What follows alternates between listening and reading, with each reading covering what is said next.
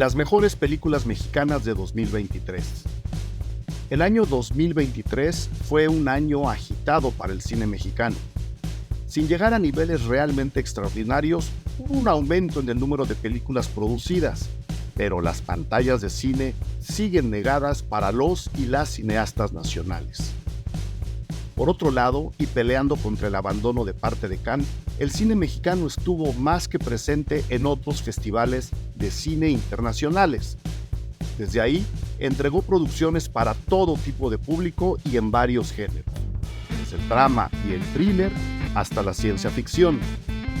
Un recuento de las mejores películas mexicanas es nuevamente necesario, no solo porque se trata del cine que más y de mejor forma nos representa, sino porque al querer reforzar una industria alrededor de él, analizar y comprender las historias que nos cuenta, nos ayuda a acercarnos más y a hacerlo de manera más crítica. Ese es el diálogo que el cine mexicano necesita, el de sus producciones con la gente que las ve.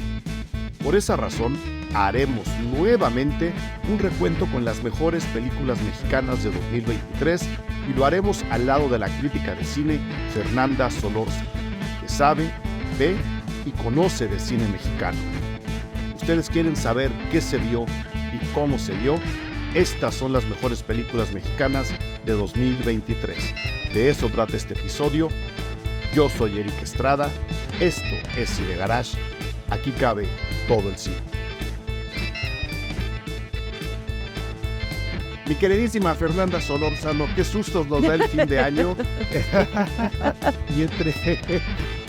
Y entre esos sustos, pues bueno, están las listas a lo mejor del cine mexicano visto en este 2023. Para la gente que no lo sabe, dime. No, sí, bueno, ya me adelanté y te agradezco la invitación y demás, pero es que nos acaba de tocar el temblor del 12 de diciembre, no sé cuándo se vaya a escuchar. Del 12 de diciembre, claro, pero porque parece que ahora en México va a temblar en onomásticos, ¿no? Así es, pero además, para mí mi alarma sísmica fue Eric en 2 ocasiones, porque yo lo sentía después de él, porque él vive en otra zona de la ciudad, así que yo nada más decía, pero ¿por qué se está moviendo tanto su escritorio? ¿Por qué salta su computadora? Bien rara casa tiene, ¿sí? Ajá, pero bueno, aquí estamos. Sí, vivo en un barco. Como pero bueno, en el Triángulo de la Tristeza, casi nosotros haciendo algo como... así. como que no está Estamos pasando reunidos nada. Estamos reunidos para comentar los estrenos favoritos en cuestión del cine mexicano. Fer, te agradezco mucho que cada año vengas, que estés aquí amablemente con el público de Cine Garage, que la verdad te estiman mucho, te quieren mucho. Y pues para mí es un honor que vengas a platicar lo que más relevante nos pareció en cuestión de estrenos mexicanos, sin necesidad de decir cuál es la mejor, sin necesidad de decir esta es mejor que la otra. No nos vamos a restringir en cuestión de cine de género, documental, todo lo que tú quieras comentar aquí. Yo tengo acá una pequeñita lista. Yo creo que ya hacer cine mexicano y estrenar en México ya es un mérito. Entonces, si además de eso nos hacemos nos echamos la tarea de decir, esta fue la mejor película, creo que es un poco injusto en cuestión con el resto de las industrias cinematográficas. Sí. Y mi propuesta es entonces esa, Fer. Totalmente, como sabes, a mí nunca me ha gustado hacer listas, ni cuando estaba de moda hacer listas, porque siento que es súper difícil comparar una película con otra, y lo puedes apreciar de una, puede no estar en otra, pero sí estar otra cualidad, y en fin, yo creo que estos recuentos y todos los recuentos para mí siempre han sido más bien como muestrarios. Siempre falta mucho cine por ver. Exacto. Nunca hemos visto cine suficiente. Entonces yo realmente el ranking, pues bueno, claro, hay películas que quizá han dejado más huella, que han supuesto innovaciones más grandes, en fin, todo eso, pero pues no me parece que haya una ciencia objetiva que nos pueda servir para calificar esto. Estoy totalmente de acuerdo. Y también con lo que dices, hacer cine en México y estrenarlo ya es como haber ganado la carrera de los... Entonces, pues sí, no, ese es otro tema, pero que, como decías antes de que se nos moviera el piso. Que el mundo influencer se dé a la tarea de decirle a la gente qué ver y no ver, eso a mí se me hace una pésima costumbre. Aquí solo lo vamos a dejar, como lo decía, como una bitácora, como un diario, Y no sé por dónde quieras arrancar, Fer. Yo lo decía antes de que el temblor nos interrumpiera.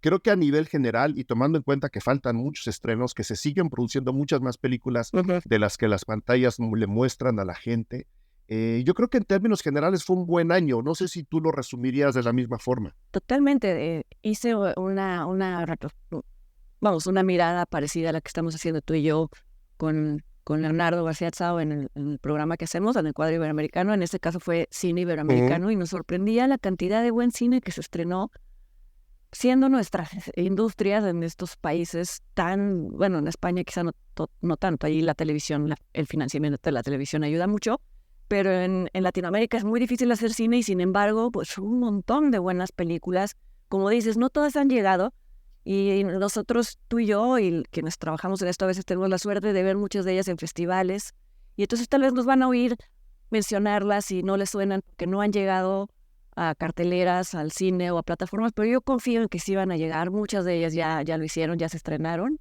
Y si acaso, que espero que también esto sirva como eso, ¿no? Como un anticipo de lo que seguramente va a llegar a salas o a plataformas el próximo año, ¿no? Claro, un anticipo y una invitación para que con todo lo difícil que es, porque de nuevo seguimos hablando desde nuestros privilegios profesionales, procuren ir a festivales mexicanos, ¿no? La gente de Morelia tienen ahí al alcance al que yo sigo considerando el mejor festival de cine de este país. La gente de la Ciudad de México lo tenemos un poco más fácil, ¿no? Pero por ahí se han movido los festivales. Creo que acercarse a ellos y echarle un ojo sería un gran ejercicio de nuestra parte y terminaría por impulsar Ujú. la solución ante esta necesidad de más pantallas para el cine mexicano que tenemos y los que salimos ganando somos absolutamente todos. Entonces, Claro.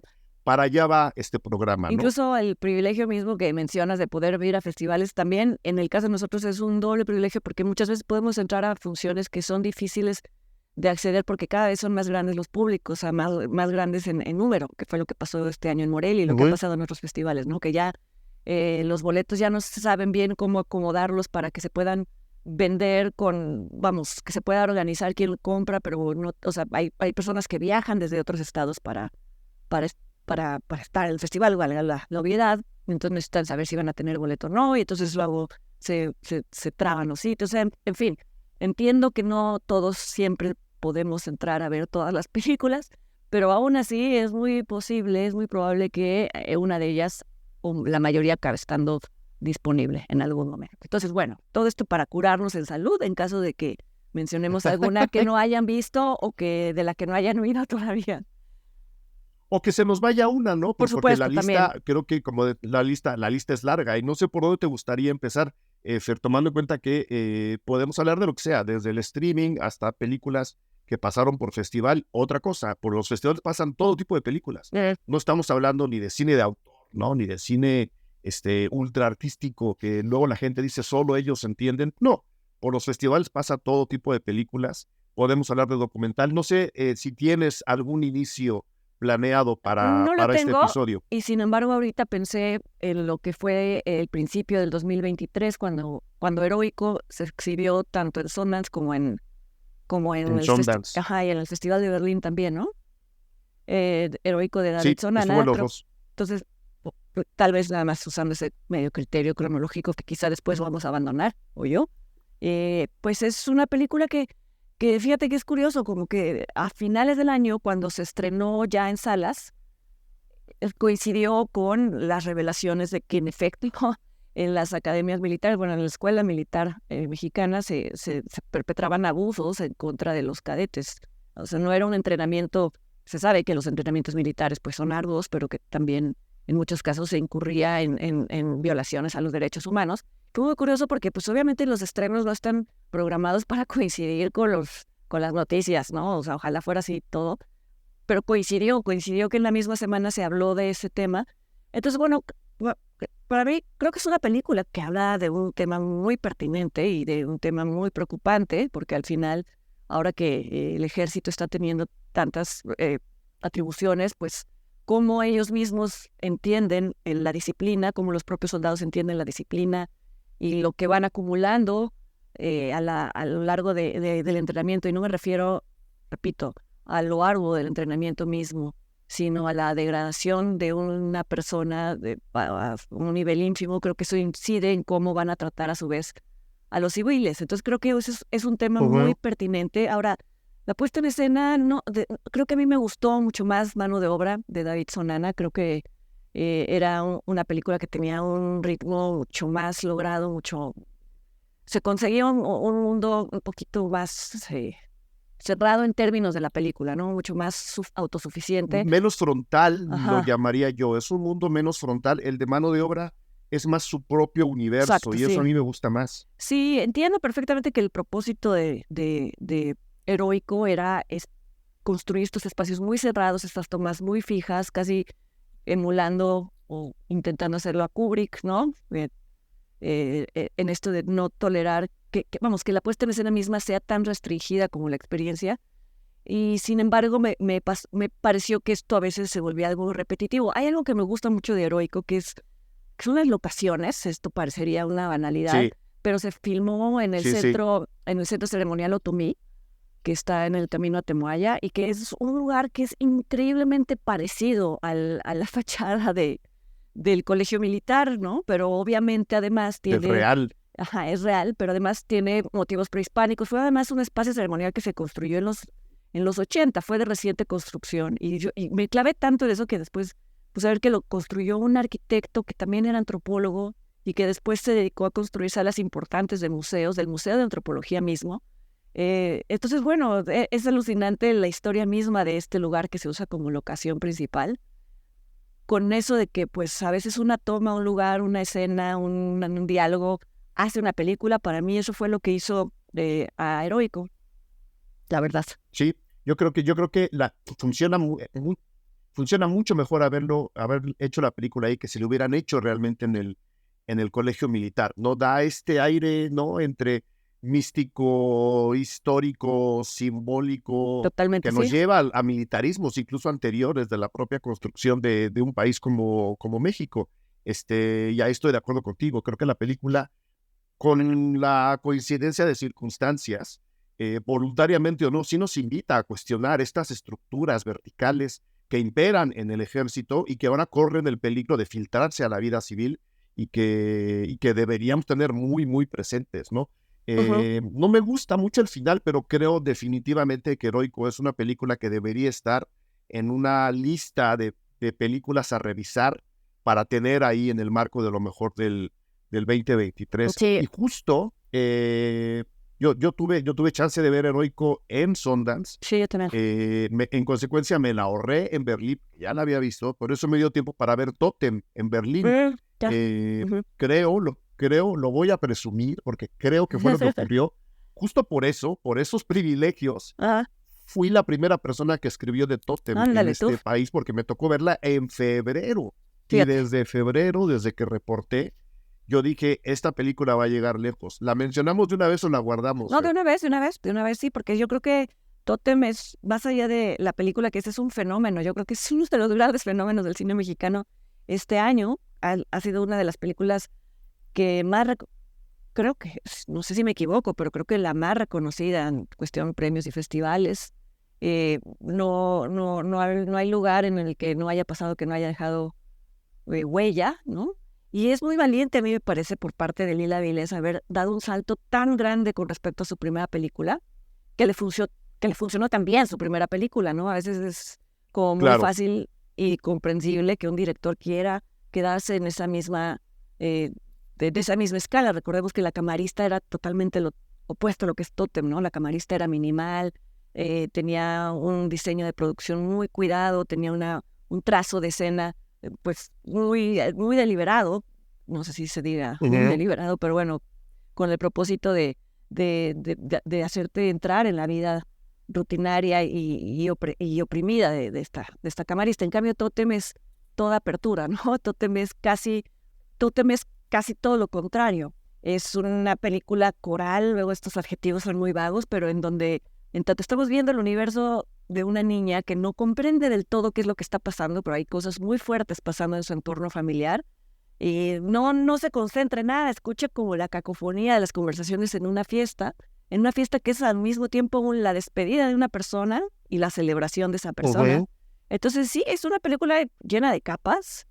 A mí me sorprende, no sé, esto se va a entender mal. Voy a decir, me sorprende que haya ganado tantos premios en lugares tan distintos. No me sorprende, no, o sea, no quiere decir que no lo merezca, sino que creo que nosotros como mexicanos la podemos quizá entender mejor que otros jurados o demás, y eso pues me Sí, parece te entiendo, muy, porque ajá, creo que igual que La Camarista, es una película en el mejor sentido de la idea profundamente mexicana, ajá, ¿no? El hecho de entender los juegos de clase, los juegos de raza, la opresión profesional en una película como La Camarista, a quienes nacimos, crecimos y habitamos en este país, nos da un punto extra haberlo hecho para entender algunas entrelíneas ajá, más de esa película. Y con Dote me pasa exactamente lo mismo, ¿no? Estas celebraciones despedidas que son fiestas con llanto, ajá, pero que al mismo tiempo buscan sanar antes de que la herida cierre. También es un movimiento profundamente mexicano ajá, que no es ajeno al resto del mundo, por supuesto, pero que nosotros con esa sensibilidad especial que nos da haber nacido en un país tan extraño y tan barroco como este, ajá, sí podemos de repente detectar un par de miradas, ¿no? Entender un par de que el personaje voltea y que no necesariamente tenemos que ver lo que está viendo, como que lo intuimos. Esas capas sí se nos quedan a nosotros y efectivamente ver que funciona teniendo esas capas, teniendo ese pulido la película, que funciona en países como Alemania, por ejemplo, ajá, que yo creo que fue la función en donde más Kleenex he visto circular en mi vida. fíjate, qué Es interesante. sorprendente, ¿no? Es realmente de celebrarse. Sí, por esto mismo que mencionas, ¿no? Por ejemplo, el tema de la cercanía con la muerte de los mexicanos, que bueno, que se ha convertido en algunos casos en un lugar común, en otros se ha hecho ya algo como exótico, ¿no? De los mexicanos se llevan bien con bueno, pero sí es verdad que no, hay países en donde realmente es totalmente cerrado el tema de la muerte, ¿no? Ya no se diga de los velorios o de los prevelorios, esta fiesta que Ujú. sucede en Tótem es un prevelorio, pero es muy cálido, lo cual también supongo que, pues no lo sé, yo no la vi con público, yo la vi en un screener, porque Ajá. era para elegirla o no para un festival. Y pues sí, claro, la diferencia es totalmente distinta. Entonces me llama mucho la atención esto que cuentas, que la gente en Berlín se emocionaba y lloraba. Muchísimo, muchísimo. Sí. Fue realmente sorprendente. Este, ¿Cuál seguiría, Fer? ¿Cuál otra Mira, está pues en ya tu por lista? asociación de ideas, sí, está en mi lista sin duda, es Valentina o La Serenidad de Ángeles Cruz.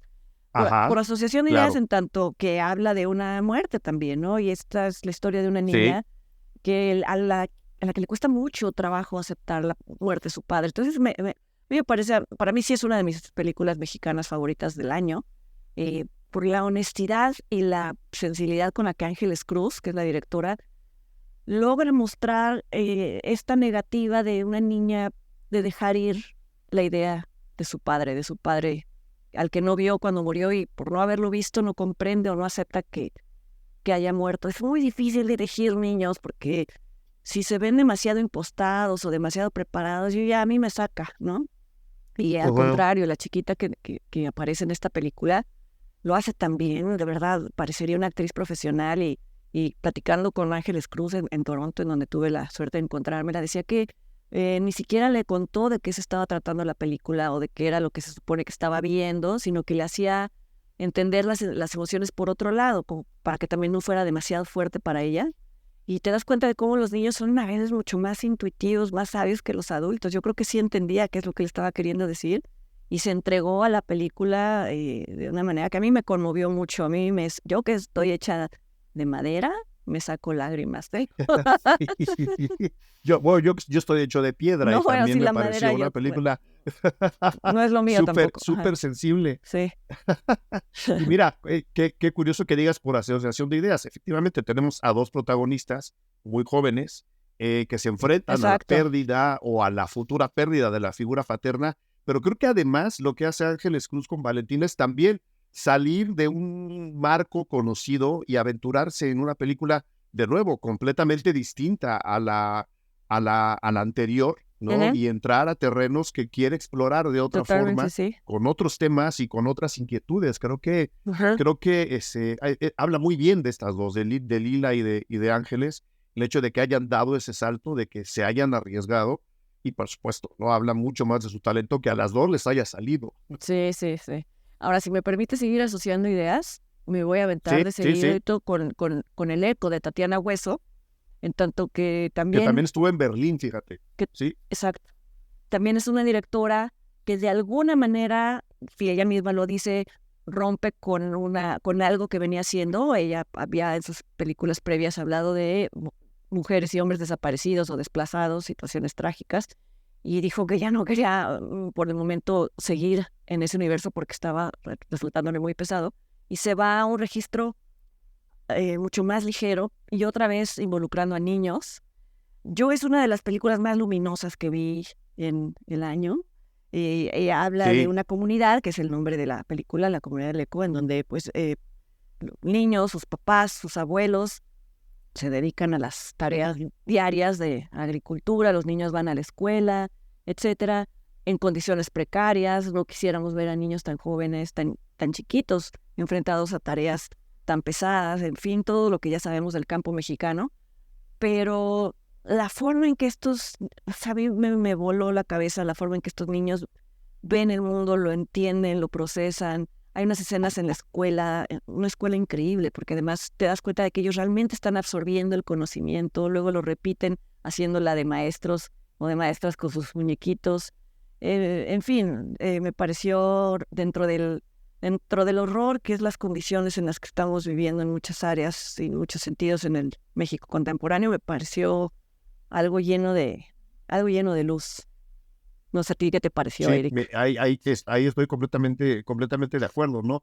Salir de nuevo del registro conocido por cercanía con tu proyecto anterior y, pues como dices, la necesidad de inyectar un poco de luz a tu propio trabajo, ¿no? Creo que eso habla también de la honestidad de quien está haciendo la película. Decir, a ver, sí, creo que está bien explorar temas, por muy oscuros que sean, que son temas, especialmente si te dedicas a la no ficción, pues hay que platicarlos, están vivos, los tenemos pendientes, de alguna forma tenemos que digerirlos, pero eso no evita Ajá. o no te debería evitar la oportunidad de inyectarle un poco de luz a tu propia percepción de la realidad a través del cine. Y creo Claro, que ese ejercicio sale muy bien y definitivamente, ¿no? Para la gente que diga, no, los documentales siempre hablan de lo mismo, pues se puede hablar de lo mismo sin necesidad de entrar al tema por la misma puerta. Y creo que el Eco es el mejor ejemplo, ¿no? y además, ¿sabes qué? Me gustó mucho que tampoco es que disfrace zonas muy oscuras. Hay una secuencia en donde está una niña y su hermanito con su papá, y entonces el hermanito ya terminó de comer y está a punto de llevarse el plato a la cocina para lavarlo, y el papá le dice, no, no, déjalo. Y dice el niño, ¿por qué? Dice, porque eso lo hacen las mujeres. Y la niña está ahí escuchando y se ve que algo como que, en fin, todos en la Ujú. sala, ¿no? Para eso sirven las mujeres, o algo así dice el papá, ¿no? Se ve que todos en la sala nos crispamos y demás, pero Tatiana, vamos, no solo dejó correr la escena, porque era lo pertinente y lo real, sino que Claro, la dejó en el documental, ¿no? Vamos, y quizá un director tramposo hubiera dicho, no, esto ya está medio ensuciando, ¿no? Esto que había estado todo tan bonito y demás. Y ya esto luego se lo dijo ella a otro crítico, ¿no? Le dijo, me enojé muchísimo cuando estaba oyendo eso, pero claro, no es la labor del documentalista intervenir ni corregir, es documentar. claro. Pero me pareció un momento muy valioso de ese retrato, porque es lo que lo vuelve verosímil, ¿no? Y habla de la honestidad de la propia Tatiana, ¿no? O Totalmente. sea, el documental salió así. Ujú. No puedo meter las manos más No. allá. Quienes están hablando son ellos, Ujú. no yo necesariamente en esa escena. ¿Hay algún otro documental en tu lista? Mira, estoy pensando inevitablemente ahorita que hablábamos de los directores que a veces se salen y regresan a sus temas, en Everardo González, que es un director que también después de llevar una racha de hacer documentales muy fuertes, ¿no? El último de esa racha siendo La Libertad del Diablo, después hizo Yermo, que era el de los paisajes y desiertos alrededor del mundo. Él mismo lo dijo también como Los nómadas. para darse un respiro, y ahora volvió con Una jauría llamada Ernesto a pues yo diría a sus temas, ¿no? Que son la violencia en México, pero no nada más eso, sino cómo los que normalmente nos sentimos cómodos acusando como los perpetradores, pues también son víctimas a la vez, ¿no? De muchas cosas, ¿no? De que en un sistema social como en el que viven no van a tener nunca ni la 10ª parte de lo que pueden tener al segundo día de ser sicarios, de unirse a un grupo de sicarios, de cómo hay un glamour inventado, creado, que ellos mismos cuentan que los seduce totalmente y cómo ellos mismos se van dando cuenta de que no van a poder salir de eso. Hay un momento en el que uno de los... Ahorita hablamos de la forma del documental, porque eso es lo que es quizá un poco divisivo, ¿no? Hay uno de los chicos que dice... Las armas, quién sabe cómo van a terminar, un arma no sabes dónde va a acabar, pero un joven con un arma casi siempre termina muerto. Y ellos mismos tienen esa conciencia, ¿no? Y es muy, muy impresionante. La forma del documental, que es la que ha dividido a muchas personas, es el hecho de que Everardo monta una especie de arnés en distintos niños, ¿no? Son creo que de 3 a 14 años, y los sigue por la espalda y ellos recorren pues sus lugares en donde hacen transacciones, en donde consiguen las armas, y en esto se une con Heroico, porque la mayoría dice que las consiguen del ejército, a veces el mexicano, a veces el gringo, pero en tanto nunca vemos sus caras, eso a veces se vuelve un poco cansado el recurso. Entiendo que es necesario y entiendo que Everardo busca el anonimato y por eso la película se llama Una jauría llamada Ernesto, porque no importa quiénes son. Pero sí, creo que acaban siendo más interesantes las historias que la forma en que las cuenta, ¿no? Pero bueno, para mí es igual de valioso. No, yo, lo cual, más allá de la forma que, como dices, ha dividido opiniones, pues nos podría llevar a revisar quitando yermo, como dices, que es un respiro, revisar los 3 trabajos anteriores de Everardo, unirlo con y a través de eso rastrear, ¿no? En los caminos que la violencia ha tomado en México, que no es uno, ni sigue siendo el mismo que hace 5 años, ni va a ser el mismo dentro de 10, esperemos que todo termine antes, pero creo que él ha sabido mapear muy bien, desde su propia sensibilidad, cómo nos afectan estas violencias sin necesidad de llegar ni a lo gráfico ni a lo morboso. Tú decías, vuelve a sus temas, pero no me gustaría que alguien malinterpretara que sus temas son necesariamente la violencia. O sea, su tema es cómo nos afecta el entorno mexicano, que ahora es violento, y él lo aborda no por morbo, sino yo que lo conozco por interés propio, por interés profesional y por preocupación humana. Entonces, eso le da a sus documentales un valor extra todavía a cualquier otro reportaje, que con todo el valor que pueden y que tienen, cualquier otro reportaje que se acerque a temas parecidos. Yo también, sin ninguna duda, pondría Una jauría llamada Ernesto. Y no sé si a ti te gustó. A mí la verdad me gustó mucho M20 Matamoros, Ejido 20, el documental de Leonor Maldonado, en el que en M20 lo que hace Leonor es acercarse a un grupo de hombres, chicos, que de alguna forma han encontrado salida justo a los entornos que Everardo está describiendo en Una jauría llamada Ernesto, a través de coreografías y de bailes en donde ellos sacan toda esta testosterona y en donde ellos curan todas estas carencias afectivas, creando, ¿no?, un momento en el que se unen, en el que están juntos una vez a la semana, 2 veces a la semana, justo para tratar de entender, sin negar las violencias, de dónde están saliendo ellos, ¿no? Y creo que la manera de recogerlo, ver cómo este grupo de personas están manipulando sus traumas, sus heridas, y lo están sacando. Sí, evidentemente el baile es un arte, la danza es un arte, la música con la que bailan la hacen ellos también, pero ellos no lo ven desde el lado de vista artístico, lo ven desde el lado de vista emocional, energético, ¿no? Como decía yo, la adrenalina tiene que fluir por otro lado. Catártico. Y el hecho de que es muy catártico, es un ejercicio catártico que además a ellos los tiene todo el tiempo golpeando el suelo en donde bailan. Es un baile muy de estampida, ¿no? Muy de golpear ese suelo, en donde yo, a la hora de hablar del documental, dije, ahí están enterrados tantos y tantos y tantos personajes violentados, perdidos, y estos se están pegando encima de ese suelo para decir, a ver, aquí hay un cascarón que tenemos que abrir. A mí simbólicamente lo que ellos hacen me parece estupendo y creo que Leonor lo recoge de la mejor manera. Yo le diría a la gente, porque además seguro va a estar dando vueltas por ahí, yo le diría a la gente, chequen M20, apúntenle la lista a los mejores estrenos de este año, porque para mí definitivamente ¿En lo dónde fue. lo viste? Estuvo en Ficunam, yo lo vi en Ficunam primero, y luego estuvo también en competencia en el Festival de Morelia este año. Ok. Estuvo en los dos, pero a mí me tocó verlo en Ficunam. Ojalá llegue. Ahora que es más fácil, casi Ojalá. me atrevo a decir por las plataformas que los documentales lleguen. Hablando de documentales y de cómo un tema que podría ser morboso no lo es, creo que podríamos hablar de la Dama de Noche, ¿no? De la Dama del Silencio, perdón, de María José Cuevas. Es que me fui con la Dama de Noche porque pensé en Bellas de Noche, que es su documental anterior, pero Que bueno, es el documental anterior, sí, La Dama del la Silencio. Dama del Silencio, ¿no? Que es la historia recrea, bueno, varias, sí, retomar la historia de una asesina serial que fue muy buscada en México, que fue la Mataviejitas, y tardaron mucho en dar con ella. Y creo que, claro, todos los documentales que hablen de asesinos, ya no se diga asesinas seriales, van a tener siempre, inevitablemente, esta beta que despierte en nosotros las ganas de saber y de ver, ¿no? Tenemos esa atracción hacia lo oscuro y pues hay que reconocerla.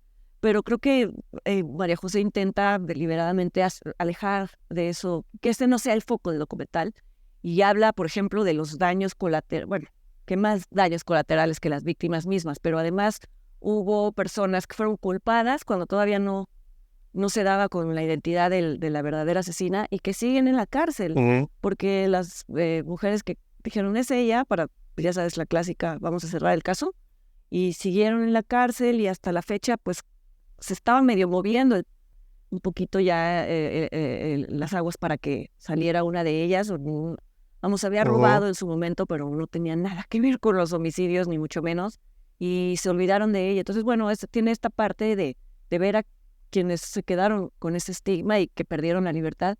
Y tiene mucho humor negro, y es un humor negro que no tiene que ver con las víctimas mismas, sino con cómo la fiscalía y los ministerios aquí en México investigan las cosas, ¿no? Hay unas escenas en donde le piden a Juana, no recuerdo su apellido, pero bueno, a la mujer que era la Mataviejitas, que recree cómo usaba las medias, pero los mismos empleados del ministerio tienen que hacerla como de maniquís para que...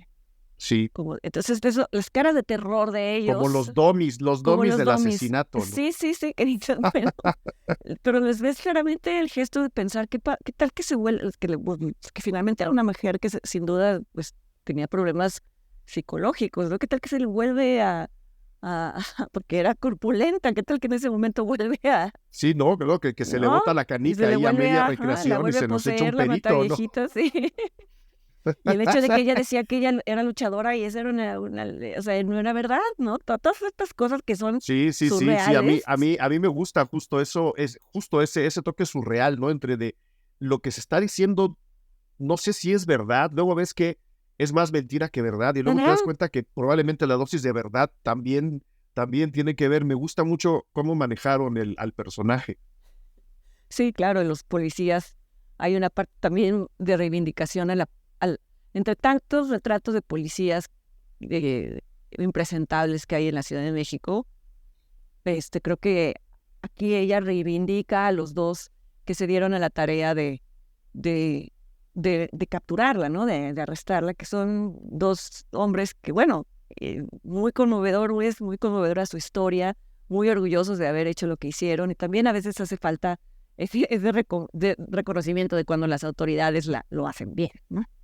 Hola, ¿qué tal? Yo soy Eric Estrada, director editorial de Cine Garage. Vengo a invitarles a que se sumen al proyecto Cine Garage a través de nuestro perfil Patreon en www.patreon.com/Cine Garage. Ustedes, con esa suscripción mensual, con ese pago único, $3 o de $1 al mes, tienen acceso a una gran cantidad de contenido que generamos solo para ustedes y, por supuesto, a todo al que seguimos generando día con día, en donde se incluyen críticas a todos los estrenos, tanto en cine como en streaming, series de televisión, entrevistas, coberturas a festivales de cine nacionales e internacionales para que estén al tanto de lo que va a llegar tarde o temprano a nuestras carteleras y sobre todo ustedes se convierten en el soporte fundamental para que este podcast se siga produciendo y siga estando en uno de los más escuchados en México en cuestión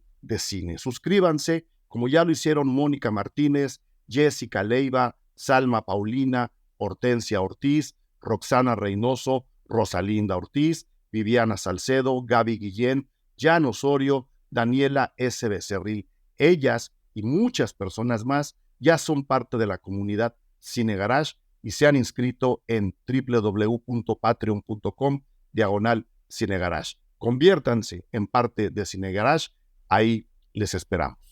Más allá de documentales, Fer, alguno otro, si tienes tú en tu lista. Bueno, seguramente en algún momento me acordaré, pero vamos a darle a la ficción. Yo creo que pasemos a la ficción, ¿no? Pues mira, que se hayan estrenado ya, pues hay esta temporada de huracanes de Lisa Miller, que fíjate que a mí me gustó mucho la novela de Fernanda Melchor. Entonces yo vi la película inevitablemente con el antecedente de la novela, y yo sé que eso no debe de hacerse, porque si se sostienen ambas... Es un hándicap inmerecido.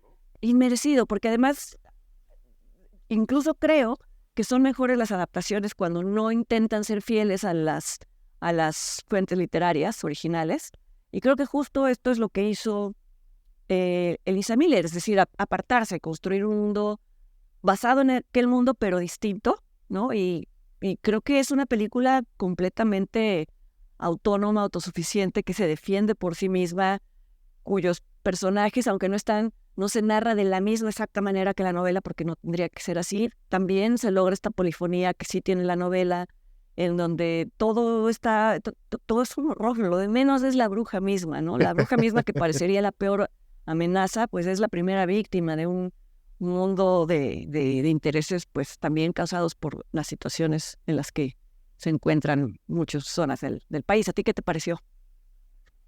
A mí me dejó a medias, pero he de reconocer que la película está, y ahí coincidí con Leonardo García Sao, la película está estupendamente filmada. O sea, como dices, esta apropiación de la atmósfera de la novela, que la lleva a su propio terreno, a veces se logra en lo dramático, a veces no, ese es mi problema, pero a nivel visual, yo creo que la película lo consigue desde el primer momento. Con todo y que se les olvide el personaje de la bruja, que es quien detona toda la narración y quien afianza la narrativa, de hecho, creo que lo que se logra a nivel fotográfico y de puesta en escena es realmente meritorio. O sea, la película puede verse en Netflix, pero yo le recomendaría a la gente que si todavía está por ahí en cines, porque tuvo un preestreno en cines, en salas, estuvo en competencia en el Festival de Morelia. Si pueden verla en pantalla de cine, de verdad, háganlo y se van a dar cuenta, ¿no? De justo de esta creación de una atmósfera casi postapocalíptica. O sea, en cualquier arranque, en cualquier arrebato emocional, alguien diría, esto pasa en un Mad Max en México, sí. ¿no? Y creo que eso es uno de los grandes logros de la película.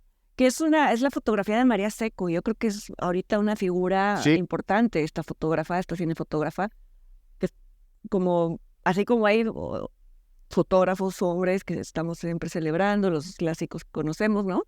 Hay cinefotógrafas muy buenas que están despuntando. Sí. Daria Ludlow, María Seco, ya por decirlas a ellas dos estoy omitiendo a otras imperdonablemente, ¿no?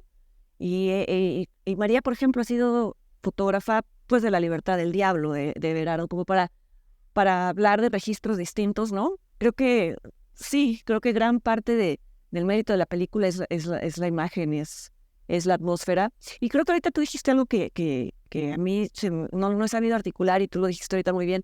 El tema que creo que a mí lo que me gusta mucho de la novela es que la bruja es omnipresente de principio a fin, ¿no? Aunque sabemos que muere también en la película, esto no es un spoiler, así empieza también la película. Así empieza todo, sí. En la novela es una presencia mucho más intimidante, amenazante, atractiva, en fin, ¿no? Y aquí aparece en episodios aislados, no es lo central y a mí me gustaba que fuera central, pero bueno, no, las películas no son listas de Santa Claus, ¿no? Claro, no, no tienen por qué. Y es una especie de thriller, ¿no? Temporada de huracanes, Fernanda, es un thriller, muy peculiar, diría yo. Pues sí, en tanto hay ¿quién mató a esta mujer, ¿no? Y poco, y Sí, ahí, y yo ahí, lo digo, ujú. no para convencerte, sino porque en esta liga de ideas que estamos haciendo, te quiero preguntar, hablando ahora sí de un thriller mucho más claro en cuestión de forma y de contenido, incluso, no sé qué te pareció Desaparecer por completo de Luis Javier Ay, a mí Elaine. me gusta muchísimo, fíjate. A mí me gusta mucho. Compitió en el Festival de Morelia y Ajá. yo platicando por ahí, la gente tiene la enorme amabilidad de preguntarme siempre, ¿quién crees que va a ganar? ¿No? Entonces, durante el festival, mucha gente me detiene, colegas o gente que hace cine, pero particularmente la gente que va al festival. Sí, sí, sí. Oye, ¿tú quién va a ganar el festival? Y yo les decía, pues mira, ahí te va mi respuesta. Va a ganar Totem, pero mi gallo es Desaparecer por completo. Sí, sí, No sí, estoy sí. diciendo que Totem no me guste, ¿no? Pero hay que leer a los jurados, hay que ver cómo está el asunto. Y yo le decía a mucha gente, vean Desaparecer por completo. Y a los 2 días que la veían me decían, sí está bien buena. Era como ¿sabes? Era como el diamante escondido de todo mundo en el festival, la Sí, sí, película de sí. Luis Javier. Yo durante el festival siempre me siento un poco conflictuada porque estoy en el comité de selección de las películas de Morelia, entonces siempre Sí, siento que es como sí, sí. que no es ético durante el festival decir ¿no? Pero sí voy a decir aquí ahora que a mí me entusiasmó mucho cuando se incluyó en la lista final, porque, bueno, no sé, será porque me gusta el género, será porque no sabes a dónde te va a llevar, al principio parece que va a ser un homenaje a Enrique Metinides, ¿no? Incluso con la réplica de la foto que hizo famoso Metinides, esta mujer que quedó, este fotógrafo increíble de nota roja, ¿no? Prensada ahí en un accidente. Pero después se va por otro lado, entonces este tema como de los embrujos que nunca se resuelven, y Harold Torres, como para no variar, está sensacional, ¿no? Hacia el final de la película no Lo se hace, las da. hace el papel de un detective, atormentado por mil cosas, y aquí es donde yo voy a meter mi cuchara, a lo mejor de más, pues se le viene el mundo encima cuando decide ser papá, ¿no? O cuando acepta ser papá, y ahí el thriller toma unas atmósferas y unos caminos bien peculiares, divertidos en cuestión de si les gusta el cine oscuro, si les Sí, gusta el cine urbano, si les gusta el cine de atmósfera, si les gusta el cine donde hay sangre en las escenas del crimen y en donde nadie se va a tentar el corazón si hay que inyectarle un poco de terror, ujú. esta es su película, ¿no? Y eso para mí es lo que la hace divertida. No estoy diciendo que uno se está riendo todo el tiempo en la película, aunque tiene sus dosis de humor, pero a mí que me gusta ese tipo de películas, a mí que me gusta de esa mezcla de ingredientes extraños, bizarros y Sí, oscuros, sí, sí. me la pasé muy, muy, Estamos en las muy mismas. Yo bien. Creo siempre que es un tengo, gran logro. pero no vas. Dime. No, que estamos en las mismas, que yo siempre tengo que hacer la advertencia de que digo, esta película es horrible, vas a tener pesadillas. Entonces, a veces, Sí. o sea, dice, si esta película es padrísima, vas a tener pesadillas. Entonces siempre me dicen, ¿cómo que es padrísima, vas a tener pesadillas? Le digo, es que para mí a veces la definición de una película padrísima es que vas a tener pesadillas. Y sí, esta es una Claro, de ellas, ¿no? entre más densa, más me Sí, gusta. sí, sí. Y además hay un diseño de sonido padrísimo en la película, que hemos dicho muchas veces que luego el cine mexicano no se preocupa por ese detalle, ¿no? Y aquí como el Ujú. protagonista va perdiendo, o bueno, más bien va quedando, de ahí el nombre, ¿no? Atrapado dentro de sí mismo. ¿Cómo se llama la película? Se me olvida un poco el nombre. Desaparecer por Desaparecer completo. por Entonces, completo, un, que él, un- ajá, un poco la idea de este embrujo urbano que le cae a partir sí, de enredarse en una escena del crimen de donde evidentemente no tenía que estar, ajá, es esta especie digo embrujo, porque va perdiendo un poco los sentidos, ¿no? exacto, sí, sí, Un sí. poco la vista, un poco el tacto, un poco el gusto, y cuando va perdiendo el oído, la película dice, ahora el público se va a enterar ¿Qué se cómo es que siente? este hombre está oyendo al mundo, ¿no? Sí, que podría haber sido un fiasco, ¿no? Porque pues casi ya las últimas secuencias son él casi sin sentido, sin poder como traspasar la barrera de su Exacto. propia piel. Y eso, pues, si no está bien logrado, pues es incomprensible, pero aquí te entra una angustia. Yo pensaba en no recuerdo cómo se llama en sí mismo. Bueno, cuando en algunos casos las anestesias en las operaciones no son suficientes y entonces las personas pierden la sensibilidad, pero no la conciencia, pero no pueden, que ya es que es un fenómeno espantoso, que se sienten encerrados, se pueden escuchar todo, pero no pueden decir que les falta todavía perder la conciencia, que es lo que y yo me imaginaba que esto era lo que estaba viviendo ese personaje, y mucho de eso tiene que ver con el diseño de audio. Muy buena película. A mí se me hace un gran logro. Ya ganará cuando hagamos el Festival Cine Garage, ya ganará desaparecer por completo.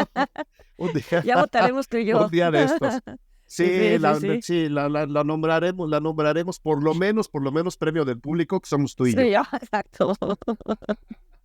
Oye, Fer, ¿quieres comentar la película mexicana más taquillera del año, aquella por la que nos han castigado? ¿Entraría, en una lista a lo mejor del año radical? Pues yo creo que sí. Fíjate que el otro día participé en un podcast, creo que tú también, en donde me preguntaron, uno de Gato Pardo, en donde me preguntaron cuál había sido mi sorpresa del año o qué película me había sorprendido. Y ni siquiera estábamos hablando de cine mexicano, o sea, que podía haber dicho Zona de Interés o cualquier... no.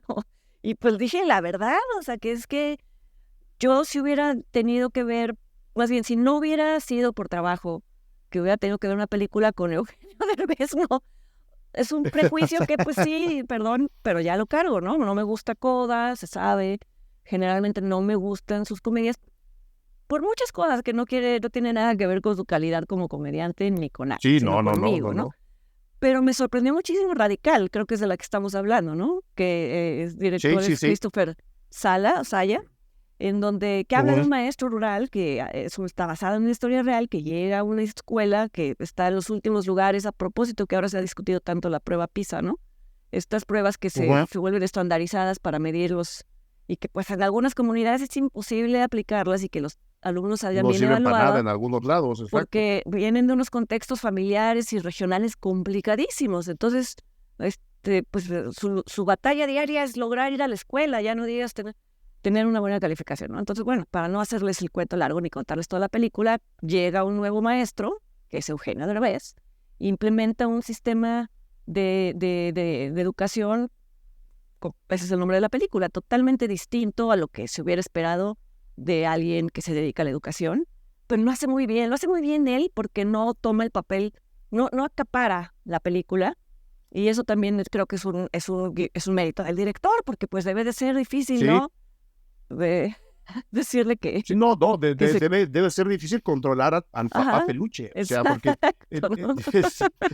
si algo de repente le pasa a Ernesto, Eugenio. Es que de repente le ganan sus personajes. A Eugenio. Y los acaba metiendo donde no. A Eugenio, perdón. Sí. Le ganan los personajes y pues los acaba metiendo donde no caben. ¿Qué es lo que pasa en Coda, no? Que es justo lo que pasa en Coda. Estás viendo otras cosas. Estás viendo al papá peluche en una película de hora y media y pues no se vale, ¿no? No. Creo que aquí no sé cuál fue el método. Evidentemente trabajaron juntos, ¿no? Eso es un trabajo que tiene que ver por los dos lados. Logran sacar, o sea, no logran sacar a Eugenio de su papel, logran sacarnos a nosotros, al Eugenio que conocemos, para meternos en el papel que están tratando de desarrollar en la película. Porque además aquí viene bien que el momento sea desbordado, porque es su manera de contagiar a los niños de algo que a lo mejor hubieran dicho, pues este tipo está loco, ¿no? Sí, claro. Y además la historia que cuenta, está basada en un hecho real, es muy conmovedora. Es de una niña que teniendo todo el potencial para salir adelante, pues no hubiera podido si no hubiera sido gracias a que un maestro la apoye. Una niña que tiene una capacidad para la física y las matemáticas increíble y sí logró poder desarrollarlas, ¿no? Gracias a este empuje. Y entonces, bueno, para quienes les gustan las películas por su tema y por la anécdota, ahí está, pero también para quienes les gusta ver cómo un director logra poner orden en un set, y a veces no siempre es posible, esta película lo cumple bien, ¿no? Esta película es, y lo repito, la película mexicana más taquillera del año. ¿Te dijeron, qué te decían? ¿Que era que chayote? Uy, a mí me dijeron que estaba yo vendido, que cuánto nos pagaban los Derbez para hablar bien de su película. Fue tu cine La Regia, que ¿no? si Cinépolis nos daba una... Fue mi Cindy la Regia, exactamente. Fue mi Cindy la Regia. Oye, hablando de Cindy la Regia, sobreviviendo mis 15, creo que o sea, sin quitarle sorpresa a Radical, comparto al 100% lo que dijiste. Para mí la otra sorpresa es Sobreviviendo mis No 15. los vi, ¿Pudiste verla? no la vi, entonces cuéntanos. Mira, es un melodrama de Joaquín Pardavé transportado al siglo XXI. ¿Te acuerdas de Acá las tortas, no? Donde los hijos reniegan del papá que es tortero y que no, la casa huele a cebolla. Aquí está muy matizado porque sí, Acá las tortas es una película evidentemente clasista, pecados de la época de oro del cine mexicano, transportan muy bien esta división de clases y esta diferencia social en el actuar, en el ser, en las costumbres entre la clase media y la clase alta, y arman un drama adolescente, no, una comedia adolescente bastante centrada. Tiene por ahí sus cosas, ¿no? Tiene por ahí sus cosas que de nuevo son herencia del propio clasismo del cine, en general del cine mexicano, que luego no se dan cuenta y acaban reproduciéndolas. No, totalmente. Son errores que yo incluso consideraría involuntarios, ¿no? El hecho de volver la cocina de la casa nueva, porque pues de alguna forma es una familia de clase media baja que consigue hacer dinero, se mudan y aún así mudándose en su nueva casa grandota, no dejan de ponerle papel aluminio no a los quemadores, sino a toda la estufa, lo cual se me hace un detalle Clasista. A mí me pasa clasista. Sí, ahorita, un paréntesis, ¿qué es lo que en la presentación del libro que hicimos invitados por Leonardo, yo decía que a mí me molesta mucho Memoria que me molesta mucho este doble discurso de algunas películas que su mensaje externo es que quieren burlarse de las clases altas y acaban haciendo lo contrario. Yo ya como ejemplo, no me acuerdo si Nosotros los Nobles o cuál, pero que en donde de todas maneras a las clases bajas se les sigue ridiculizando en cómo hablan, cómo se visten. Entonces se me hace... Se les folcloriza, ¿no? Se me hace querer quedar bien con Dios y con el diablo y se me hace muy insultante, ¿no? Pero sí. Esta película tiene esos pecados por ahí, no todo el tiempo. Pero creo que el ejercicio de reflexión sobre el personaje central, que es una chica que está cumpliendo 15 años y que está dividida entre la presión de la tradición familiar, la presión de la nueva escuela, que evidentemente no es donde ella había estudiado toda su vida, la reafirmación de la identidad justo a esa edad. Creo que por ahí lo hicieron muy, muy, muy bien, especialmente porque se centran en una celebración tan reprobable, pero tan difícil de quitar del folclore urbano mexicano como los 15 años. Claro. También le fue muy bien en taquilla, no me sorprende, y yo la verdad, si vamos a meter sorpresas y ya metimos a Radical, yo por el otro lado pondría Sobreviviendo mis 15. Si no me lo dices, no hubiera ido, porque también encargo, te digo, con mis prejuicios, y no tanto porque decía nunca iría, sino porque luego tú lo sabrás, tanto que ver tan poco tiempo, que uno dice, bueno, esto quizá ya lo vi, pero qué bueno que lo mencionas. Cuesta trabajo. Y bueno, hay una película por ahí en Netflix que también se estrenó en el Festival de Morelia, que es muy interesante, que es No le voy a pedir a nadie que me crea, de Fernando Frías de la Parra, que también es alguien que se salió, ¿no?, de su zona de confort después de haber hecho Ya no estoy aquí, que también fue súper multipremiada y demás. Y esta película nueva, que está basada en la novela homónima, creo que no necesariamente no es perfecta, pero no importa, en mi opinión. Creo que es un thriller, creo que hay como que el thriller no fluye también como thriller, pero lo importante es lo que pasa en medio, ¿no? Las viñetas de un joven que se ve obligado a viajar a Barcelona porque lo están persiguiendo, bueno, ya se enterarán, y entonces por esa misma necesidad de esconderse, pues se inscribe, no sé, en una escuela en donde una maestría sobre estudios de género, está rodeado de chicas feministas que tienen discursos muy sofisticados, y este chavito que me parece de las mejores interpretaciones de Dashiell Yazbek, no puede decir, o sea, no tiene idea de nada de esto y dice cosas totalmente inapropiadas. A él le gusta el humor de Jorge Ibargüengoitia, que pues bueno, no necesariamente es un humor feminista y demás. Es lo más progresista del mundo. No, o sea, nosotros grandes escritores y lo leemos con mucho placer, ¿no? Entonces, bueno, creo que hace unas anotaciones muy divertidas, muy pertinente. Esa es una observación del mundo estudiantil internacional que llega a veces a estas universidades en donde cada quien al mismo tiempo es muy chauvinista, pero quieren dárselas de cosmopolitas y en fin, ¿no? A mí me divirtió mucho y yo la recomendaría. A mí me divirtió mucho, me gusta mucho este acercamiento al humor ibargüengoitia, no solo por citarlo de repente, sino porque creo que mucho del humor con el que juega está ahí, ¿no? Claro, de los mexicanos que viajan fuera, ¿no? Ácido, Ajá. exacto. Y porque, regresando al tema de Neko y de una jauría, creo que también es un ejemplo de cómo se puede seguir hablando de las violencias en México sin necesidad de mostrarlas. Exacto, Porque sí. toda la problemática del personaje surge a partir de las violencias cotidianas de muchas partes del país en estos momentos. Y creo que Fernando consigue comunicar eso sin necesidad de ser obvio, sin necesidad de ser gráfico y sin matizar tampoco que estas violencias están llegando o ya llegaron demasiado lejos, ¿no? Entonces eso a mí también me llamó mucho la atención y yo definitivamente la pondría en una lista de lo mejor del año. No sé si tengas otra. Yo creo que a mí ahí ya se me acaba la lista. Evidentemente estamos dejando de lado muchas, pero creo que mis favoritas están ahí. Pues mira, ¿qué te parece si cerramos con una que no es una producción mexicana? O sí es la coproducción y que seguramente también va a ser divisiva o no tanto, y esa es la sorpresa, que es Memoria de Michel Franco, ¿no? ¿Ya la viste? Memoria de Michel Franco. No, Es una película que, no la he visto, curiosamente, es una película que le ha gustado a todos los que gustan de odiar a Michel Franco. Y o sea que me va a gustar. posiblemente, Eric, posiblemente. Ya me dirás. No te la voy a spoilear, porque, No. pero creo que hay una, tiene jiribilla esto que te voy a decir. O sea, es una película que aparenta ser una película de reconciliación y con un final feliz, que no es algo característico de Michel Franco, pero ese final feliz es capcioso, porque lo puedes tomar literal como lo que es una historia de amor que se concreta, pero si le buscas y si te das cuenta de las pistas que va sembrando Michel Franco antes, si te imaginas cuál sería la secuela de esa película, pues yo creo que sería una cosa muy inquietante. Entonces, bueno, se podrá ver seguramente pronto, porque yo creo que ha sido se exhibió en Venecia, ¿no? Concurso en Venecia, después Es que he estado en todos lados. en Toronto. Yo no voy a Venecia, pero a mí se me cruzó en varios festivales. Segurísimo va a llegar, vamos, es coproducción mexicana. Sí, y la veré, porque he visto todo lo de Michel Franco. A mí, honestamente, su cine no me gusta, pero he visto todo. En consecuencia, tengo que seguir viendo todo lo que haga, ¿no?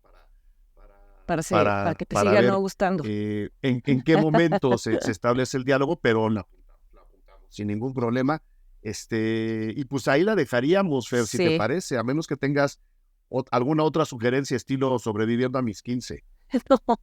No, la verdad no. Digo, seguramente no hablamos de muchas. ¿Esa dónde la esperabas, No me la esperaba, Eric. No la esperaba, pero bueno, de verdad que la voy a ver, porque sí tengo ganas de ver algo que ya no caiga siempre en el tema de lo de siempre. Entonces la voy a ver. Y sí, como dices, estamos omitiendo muchas, ¿no? Muchísimas. Pero pues bueno, este es una pequeña guía que queremos darle a la gente para que revisen lo que se hizo y lo que se vio en cine mexicano. Hay comedia, hay drama, hay documental, hay de todo. O sea, honestamente, no es una lista de películas con las cuales se vaya usted a azotar y a deprimir. Creo que es justo todo lo contrario, ¿no? Sí, creo que hay, vamos, comedias. Sí, bueno, ¿para qué voy a repetir todo lo que acabas de decir? Pero sí, definitivamente no es un muestrario de horrores, sino es muchas otras cosas, porque también eso tenemos en nuestra realidad. Y ojo, a pesar de que hay una película de Eugenio Derbez, no hay ni una comedia romántica, ¿no? Que ese es la otra salida de la gente que no ve cine mexicano. Es que eso no hay comedias románticas, aquí no hay ninguna. Sí, ya, por favor, paren con eso, porque no los estoy regañando, pero es que si no hacen que nuestro trabajo no valga la pena, porque nos la pasamos viendo películas que son la otra cara de las comedias románticas y queremos que las vean. Entonces, denos chance de convencerlos de que también hay otro cine. Aquí está la lista. Fer, ¿dónde te puede ver la gente? ¿Dónde te pueden seguir? Pues, si es que sigues activa en redes. Sí, en redes estoy en Twitter, poco, pero estoy. Cada viernes colaboro con Denise Merker en Atando Cabos. Cada mes tengo un programa con Leonardo García Tsao, que es Encuadre Iberoamericano. Esporádicamente sigo colaborando en Letras Libres. posible que en el 2024 regrese Cine Aparte y ya les platicaré.